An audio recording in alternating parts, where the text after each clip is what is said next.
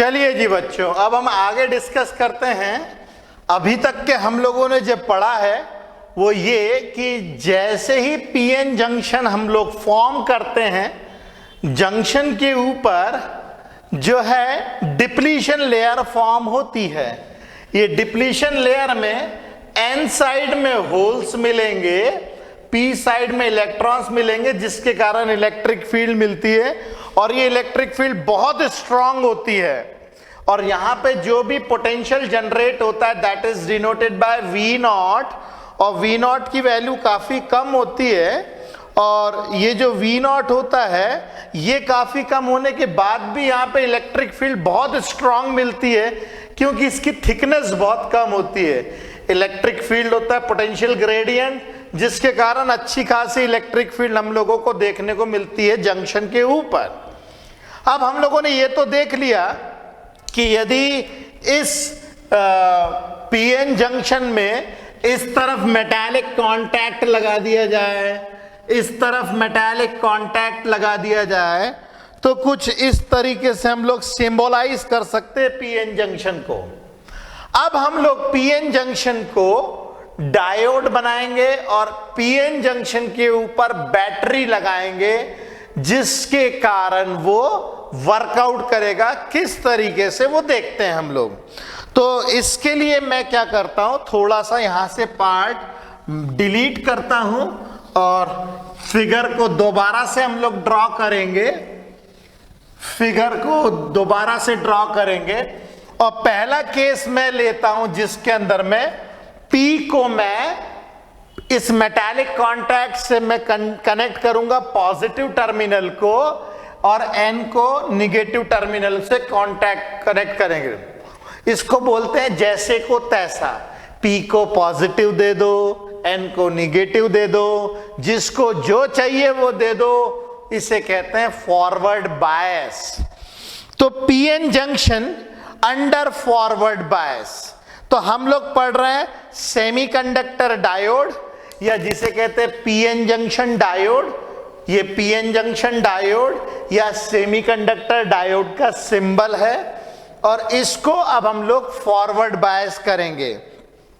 तो PN junction diode under forward bias, PN junction diode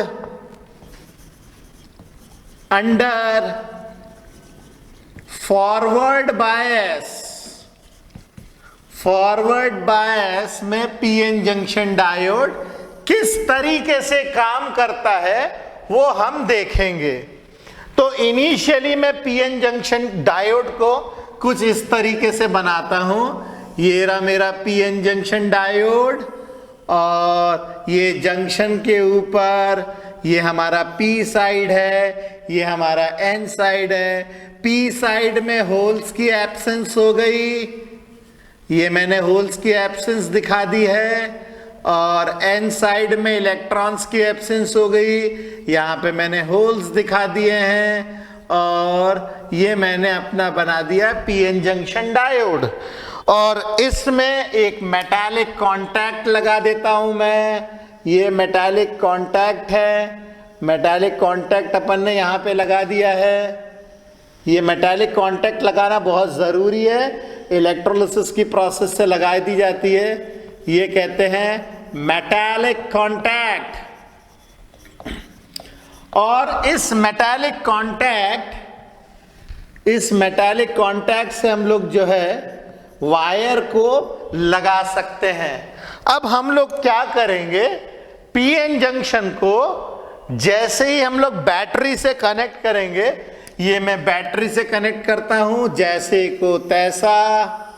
P को दे दो positive terminal और N को दे दो निगेटिव टर्मिनल। ये मैंने जिसको जो चाहिए था मैंने दे दिया। इसी को कहते हैं हम लोग फॉरवर्ड बायस। तो फॉरवर्ड बायस में पॉजिटिव P को मैंने पॉजिटिव टर्मिनल दे दिया और N को मैंने दे दिया निगेटिव टर्मिनल। अब जरा देखिए क्या होता है। होगा क्या कि यहां के जो इलेक्ट्रॉन्स है, मतलब बैटरी अगर ये पूरी तरीके से चार्ज्ड है तो यहां से इलेक्ट्रॉन्स निकलेंगे और यहां से इलेक्ट्रॉन्स निकल करके इस डिप्लीशन लेयर में रहने वाले होल्स को फ्यूज कर देंगे। मगर बैटरी के साथ में क्या है कि जितने इलेक्ट्रॉन्स देता है ना, इसको दोबारा से उतने इलेक्ट्रॉन्स चाहिए होते हैं। मान लीजिए थोड़ी देर के बाद क्या सीन होता है मैं बनाता हूं। आफ्टर सम टाइम थोड़ी देर के बाद क्या होने वाला है, जरा देखिएगा आप यहां पे। थोड़ी देर के बाद क्या होने वाला है कि ये जो डिप्लीशन लेयर का जो जंक्शन है, ये इसको मैंने मेटालिक कांटेक्ट की मदद से, ये पी साइड, ये एन साइड, और यहां पे मैंने लगा दी बैटरी। और इस बैटरी को मैंने जैसे ही अप्लाई किया, मान लीजिए इस बैटरी से कुछ नंबर ऑफ इलेक्ट्रॉन्स निकले और इन्होंने इस होल्स को जाकर के न्यूट्रलाइज कर दिया या फ्यूज कर दिया, यू कैन से। ये कुछ इस तरीके से यहां पे कुछ होल्स, ये वाले होल्स इन्होंने खत्म कर लिए। यहां पे जो होल्स थे वो होल्स इन्होंने खत्म कर लिए। अब यहां से बैटरी ने जितने इलेक्ट्रॉन सप्लाई किए हैं, तो बैटरी की तो आदत होती है भाई, मैंने अगर 5 इलेक्ट्रॉन सप्लाई की तो मुझे 5 इलेक्ट्रॉन्स चाहिए। अगर ये फुल्ली चार्जड बैटरी है और इसने यहां से 5 इलेक्ट्रॉन सप्लाई किए और 5 इलेक्ट्रॉन ने 5 होल्स को नलिफाई कर दिया, तो इसको तो 5 इलेक्ट्रॉन्स वापस से चाहिए। तो ये 5 इलेक्ट्रॉन्स कहां से मिलेंगे इसको? ये 5 इलेक्ट्रॉन से यहां से पुल करके ले लेगा, जिसके कारण क्या होगा, ये जो पीएन जंक्शन है इसकी डिप्लीशन लेयर की विड्थ हो जाएगी कम। इसकी विड्थ हो जाएगी कम। जो पहले विड्थ ज्यादा थी अब विड्थ हो गई कम। जो पहले पोटेंशियल डिफरेंस मिल रहा था जंक्शन के ऊपर जो पोटेंशियल डिफरेंस मिल रहा था, जिसे हम लोग कह रहे थे वी नॉट, इसको अपन लोगों ने वी नॉट बोला था, पोटेंशियल, जंक्शन पोटेंशियल। जो यहाँ पे जंक्शन पोटेंशियल हम लोगों को मिल रही थी, ये जंक्शन पोटेंशियल जिसे हम लोग वी नॉट से डिनोट करते हैं। अब ये जो जंक्शन वी नॉट है, जंक्शन पोटेंशियल जो वी नॉट है, ये जो वी नॉट है, ये थोड़ा सा कम हो जाएगा। जो मैंने यहाँ पे इंडिकेट किया है, ये वी नॉट थोड़ा सा कम हो जाएगा और ये वी नॉट की जगह हमें एक थोड़ी छोटी वैल्यू मिलने लग जाएगी। ये दूसरी फॉरवर्ड बायस वाली पोटेंशियल हो जाएगी, वी फॉरवर्ड बायस वाली पोटेंशियल मिल जाएगी हम लोगों को। तो फॉरवर्ड बायस के अंदर में जंक्शन पोटेंशियल थोड़ी सी रिड्यूस हो जाती है। बैरियर पोटेंशियल, ये जो बैरियर पोटेंशियल होता है, ये थोड़ा सा घट जाता है फॉरवर्ड बायस के अंदर में। और आप अगर देखेंगे तो एक्सटर्नल बैटरी के कारण जो हमारे पास में इलेक्ट्रिक फील्ड है वो इस डायरेक्शन में है। Electric field due to external battery, और इंटरनल के कारण जो है वो अब घट गई है। इंटरनल के कारण जो हम लोगों को इलेक्ट्रिक फील्ड मिल रही है अब कम मिल रही है, पहले ज्यादा मिल रही थी। यहां पे जो इलेक्ट्रिक फील्ड पहले मिल रही थी, ये जो इलेक्ट्रिक फील्ड मिल रही थी, अब जो मिल रही है फील्ड, ये अब जो इलेक्ट्रिक फील्ड मिल रही है इससे कम मिल रही है, जिसके कारण हम ये कह सकते हैं E जो हमें मिला this is greater than E internal. जिसके कारण क्या होता है, ये जो अब फॉरवर्ड बायस वाली सिचुएशन है, इसके अंदर में क्योंकि बैरियर पोटेंशियल घट गया है, बैरियर पोटेंशियल के घटने के कारण ओवरऑल अपने को करंट का फ्लो मिलने लगता है इन द फॉरवर्ड डायरेक्शन। इस केस में आपको हल्का फुल्का करंट मिलने लगेगा। ये हल्का फुल्का करंट डेफिनेटली बहुत कम होता है, ये हल्का फुल्का करंट डेफिनेटली बहुत कम होता है, मगर आपको ये करंट मिलने लगेगा। और ये करंट की जो वैल्यू होती है बहुत कम होती है, ये केवल कुछ मिली एम्पियर्स में होती है। ठीक है, तो इन फॉरवर्ड बायस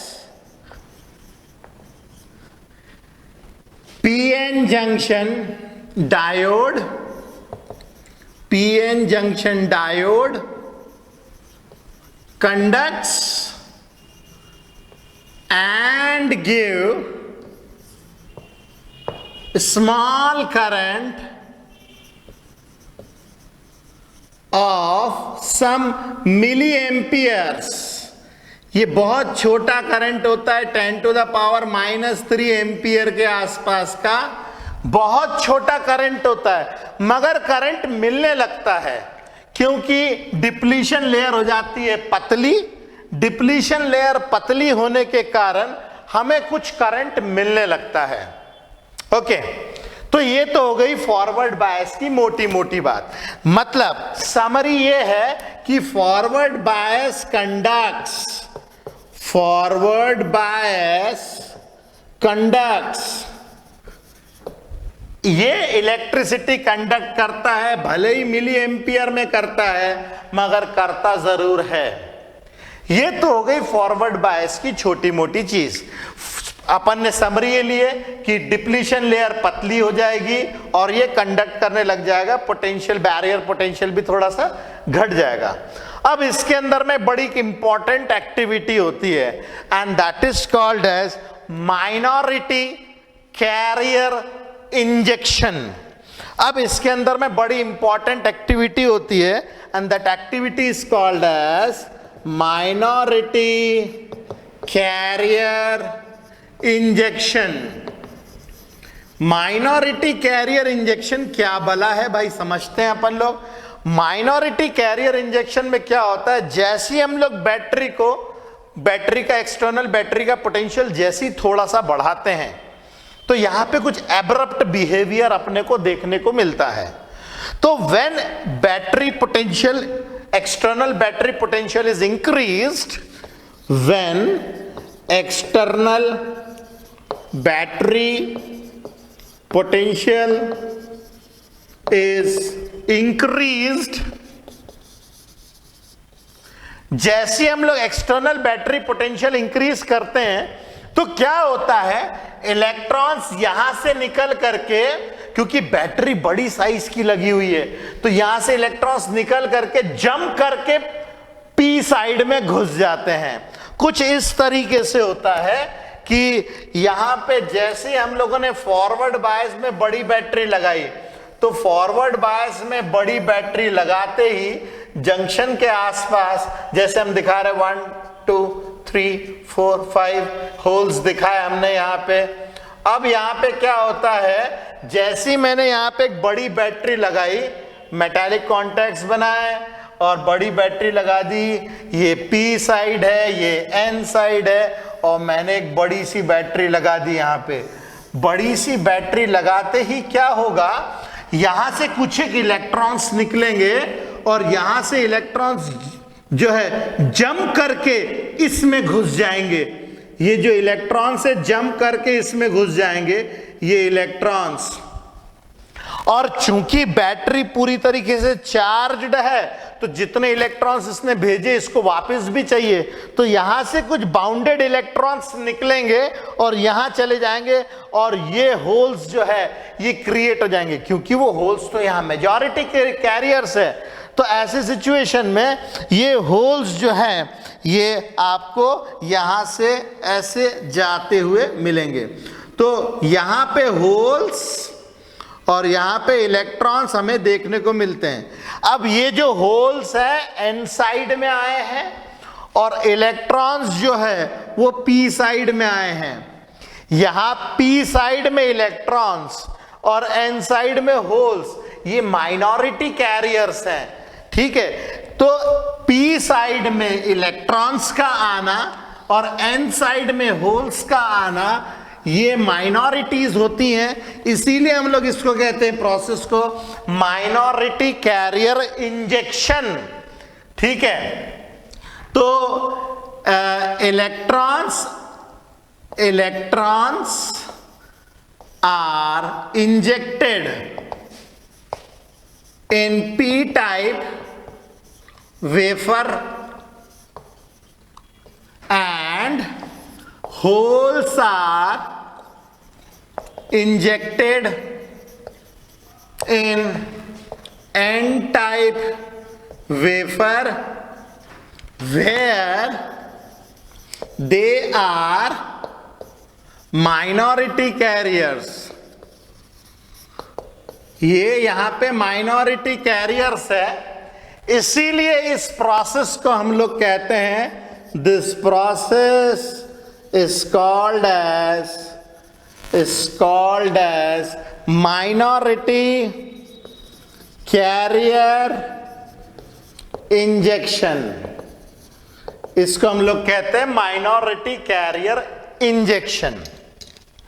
अब यदि इसका हम लोग, ये तो हो गया पूरा फॉरवर्ड बायस का हिसाब किताब. फॉरवर्ड बायस में क्या क्या होता है वो हमने देख लिया. पहले बैरियर पोटेंशियल जो है वो घटेगा, जो जंक्शन है वो छोटा हो जाएगा. उसके अंदर में माइनॉरिटी कैरियर इंजेक्शन क्या होती है वो हम लोगों ने देखा. अब इसके बाद में इसका ग्राफ, अब इसके ग्राफ को हम लोग जरा स्टडी करते हैं. तो इसके ग्राफ में यदि हम लोग देखें तो इसके ग्राफ में कुछ इस तरीके से ये पोटेंशियल और ये हमारे पास में करंट. जैसे कि हम लोगों ने देखा था कि जंक्शन के ऊपर पोटेंशियल बनती है 0.6 वोल्ट्स की, 0.6 वोल्ट्स की. तो यहां पे 0.6 वोल्ट्स तक के तो ये वाला जो सर्किट है ये तो आपसे बात भी नहीं करेगा. 0.6 वोल्ट्स तक के ये जो हमारे पास में पीएन जंक्शन है वो आपसे बात भी नहीं करेगा. जैसे हम 0.6 वोल्ट को एक्सीड करेंगे करंट मिलना हम लोगों को स्टार्ट हो जाता है. तो 0.6 वोल्ट को तो एक्सीड करना पड़ेगा. तो इसके लिए ग्राफ कुछ इस तरीके से बनेगा. 0.6 वोल्ट के पहले तक के आपको जो है कोई भी करंट नहीं मिलेगा, मगर जैसे हम 0.6 वोल्ट को एक्सीड करते हैं करंट हम लोगों को मिलना स्टार्ट हो जाता है. और वो कुछ इस तरीके से ग्राफ होता है. ध्यान रहे यहाँ पे जो करंट मिल रहा है वो मिली एम्पियर में मिल रहा है, और यहाँ पे वोल्टेज अगर यही 0.6 वोल्ट है तो आप सोचिए यहाँ पे वोल्टेज कुछ खास बड़े बड़े नहीं होंगे. ठीक है, तो यहाँ पे वोल्टेज छोटे छोटे वोल्टेजेस हैं और करंट भी अपने को मिली एम्पियर में मिल रहा है. तो ये उसका कैरेक्टरिस्टिक ग्राफ है फॉरवर्ड बायस का. ध्यान रहे फॉरवर्ड बायस का सिलिकॉन के क्रिस्टल के लिए 0.6 वोल्ट तक के तो वो आपको रिस्पॉन्ड भी नहीं करने वाला है. जैसे आप 0.6 वोल्ट को एक्सीड करोगे करंट धीरे धीरे वो बढ़ना चालू हो जाता है. ध्यान रहे फॉरवर्ड बायस कंडक्ट करता है, फॉरवर्ड बायस कंडक्ट करता है. तो अब आप इसको फटाफट लिख लीजिए. फिर अब हम इस बैटरी को उल्टा कनेक्ट करेंगे और इस फॉरवर्ड बायस से हम लोग पढ़ेंगे रिवर्स बायस. तो आप इसको जल्दी से जल्दी लिखिए, फिर हम रिवर्स बायस को समझेंगे.